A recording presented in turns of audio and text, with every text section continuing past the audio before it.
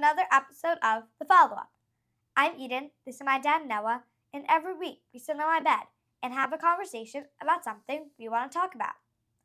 So this week, we're going to talk about the change in TVs from growing up, your childhood, to where we are now and what I've grown up using. So, all of TVs now, to watch a show is very convenient. You can stream from another device. You can put it on a DVR, watch it in 7 months if you want to, and it's just right there with 3 clicks of a button. Mm-hmm. And it's very different than it was. So tell me a little bit about how they work. Okay, so when I was a kid, so I'm 43 years old, born in the end of 1981. When we were kids to watch shows, you either 90% of the time we were watching them live. So we knew when Fresh Prince was on. We knew when Saved by the Bell was on after school. We knew when Friends and Seinfeld. We knew when all of these shows, Blossom, TGIF, all these shows were on, and we were in front of the TV to watch them. And if not, then the VHS tapes that you had to buy, you would buy these VHS tapes, put them in the VCR, and set a timer to record it. And so, but you couldn't just, your whole house just couldn't be filled with all these VHS tapes. So you'd have to then watch it.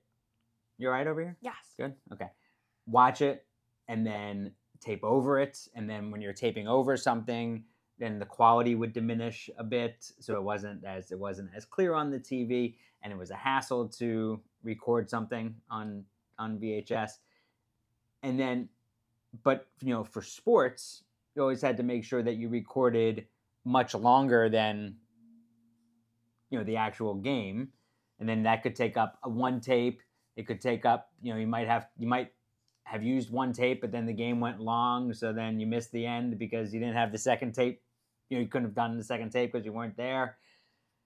It was inconvenient, but it was also one show at a time, and where we would watch a show and then we would talk about it the next day with friends, and that was what I thought was the best. Oh, did you watch this last? Did you watch last night? No, don't tell me. Or did you watch last night? Yes, we did. Let's talk about it. And I think that's what's really something that's missing now. But that was the best. Because now there's so many shows, and they're just like 7 seasons are on Disney Plus, and you just watch them all. Right. So it's like a billion shows. Right. It's not just a matter of just the amount of shows, and so the things make it's harder to discover shows now because there are so many, but also the whole show is available at once. So everybody's watching it at a different pace. And that makes and that's very, very different, which doesn't make for much of a conversation amongst people watching the show.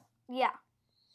So we're watching some shows now, but from our childhood. And something I realized when we watched, well, Young Sheldon wasn't from our childhood, but when we watched that together as a family, because I want to talk about your viewing habits in a moment, something that came to mind was, okay, we're binging this show, but we're watching it in a few months.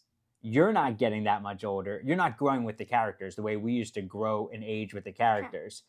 They're getting older, so they're talking about more mature things, but you're staying the same age. So along the way, maybe some things are over your head or not as appropriate as they were in the very beginning because you're not getting older with the characters, which is something that I didn't think of until we got into maybe like season 3 of that show. Describe your habits now, how you watch shows and how you find shows and what you enjoy. I find shows by looking on usually Netflix, and I just look at recommended for you, or I just scroll and just click on things and see what they are. Mm-hmm. So that's pretty much how I find shows. And sometimes I'll recommend some things. I'll put things on your list. Yeah. Mm-hmm. Things that I've heard about for you. But watching shows, sometimes I just find a show and just watch it, and I mean, I just watch. I watch TV on the weekends, in the mornings, or like hour and a half. Just watch as many episodes as I can, and yeah, I just. And so how? Okay, so how? So explain a little bit further. How are you watching? Where are you watching? What are you? And then also, what are you doing during the week? On my bed. Okay, on your bed, on what? On the iPad. On an iPad, okay.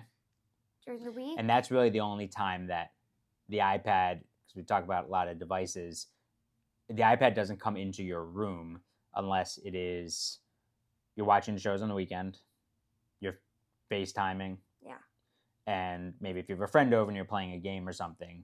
But if you're just using the iPad, texting, anything like that, it's not in your. We don't put it in your room, and you never sleep with it in your room, anything like that. Yeah. Okay. Okay, and then during the week, what are your viewing habits? Like TV? Yeah, like what do we have on TV? Sometimes we watch a show at night, but not really. Right, so the news on in the morning. Oh yeah, news on the morning. Sometimes TV at night. Yeah, games on at night. Games. Sporting events, and sometimes we'll watch a show together. So, what would you say the themes of the shows? And maybe you can say a few of the names of the shows that you've watched recently. The themes of the shows that you watch. That's a really hard question. Okay, so you're looking for some choices here? Yes. Okay, so are they shows about friendship? Are they mystery shows? Are they about kids in school? Are they friendship, leadership? Okay. Yeah. And do you watch multiple shows at once, or just try to like bang out one whole show? Bang out one. Okay. Watch Green. The only show I've been watching like a bunch of random shows. Okay. So what did you just watch? None of them have been good. But really? Yes. But the one show I watched that was good was Greenhouse Academy. And what are the shows that you just watched you said you didn't like? I don't remember what they're called. I didn't pay attention. I watched one episode. I watched 1-2 episodes. Gave up. You gave up on it. Yes. Okay. Are you actively now looking for new shows? Yes. Okay. So. Oh, so if you have any recommendations, I would love that. Okay. On either like Max, Prime, Netflix, Disney, or just regular TV. Or regular TV. Yeah. Yeah. Right. So the shows we're watching together, and I like watching shows together as a family. That's because we watched shows together as a family. Yeah. And I like seeing things through your eyes, and then even rewatching. So we are watching together Who's the Boss? So we just started that. That aired between 1984 and 1992. And yes, there are some things in there that you can tell that are like, whoa, that's from a different era. But I know Mom and I both think they're entertaining, and the messages in there are still worthwhile. But there are a few lines like when Samantha said to Tony Danza, said, how does she, talking about Angela, like, how does a woman afford this house? Like, yeah. Which is, because now you just wouldn't even, like, that wouldn't even enter your mind. Like, what do you mean? Like a woman president of an advertising company? Yeah, of course. But back then it just wasn't as normal. So you hear some odd things. And then also watching Boy Meets World, which aired between 94 and 2000, and if you're watching this and you want to smile, Topanga and Corey Topanga just came into the to the show this past episode. And I think it was episode 3 or maybe 4. Yeah. And pretty much every boy my age who watched that show had a crush on Topanga. And it's fun because that show, they're in 6th grade and you're in 5th grade. So they're around the same age, and they're Philadelphia fans. It takes place in Philadelphia. Yeah. What else? What have you noticed the differences between shows that you've watched in the past, not even just this past year, maybe the year before, and shows that you've liked, and the shows that we're watching together? Maybe they look different, maybe the characters sound different, how the shows are put together. What have you noticed? Great. That I feel like they're put together differently. More shows now, I feel, revolve around more characters and more places. Oh, interesting. They revolve around more characters sometimes, I feel like. Oh, I didn't really think about that. So like Who's the Boss essentially takes place in that house at all times so far. Boy Meets World was the house and Greenhouse- school. Greenhouse Academy takes place at like the whole school, and it takes place a lot. It takes place on a lot of the characters, and it takes place in other places too. Okay. So I don't know. So there are a lot of what you would say main characters in that other show. Yeah, or in other shows, there's more characters that it focuses on more. Interesting. I certainly do look at the show, obviously, differently from when I was a kid, and now I'm watching it through a parent's lens of things that I hope that you're picking up on in these shows, and I'm hoping that the messages of these shows are sinking in. I hope, because every show has some sort of resolution at the end, like that old Full House thing where they sit on the bed and talk and come to some sort of resolution. Is there always some sort of lesson in your shows? Oh, a lot of shows now leave off on cliffhangers. A lot more shows, like episodes, leave on cliffhangers, not always resolving. Oh. Yeah. Okay, so when we would have those, they would just be called to be continued, and you couldn't believe it, and you had to wait till next week. But those were very rare. But now because now these shows are meant to be binged. Yeah. Because they're all right there. Or sometimes there's only one lesson, and it comes at the end of the season. Right. Okay. Or the end of the whole series. So that's interesting. Or the end of the whole series, which is like 3 seasons, and yeah. Interesting. Right, because these don't have cliffhangers. These are just all wrapped up in the 22, 23 minutes. Yeah. So these shows are built, the ones that you're watching are built to be, oh, I got to watch this next one. I got to click, got to watch the next one. Yeah. A lot of I times. never really thought about that. Yeah, I haven't thought about that. All right, well, certainly things are different.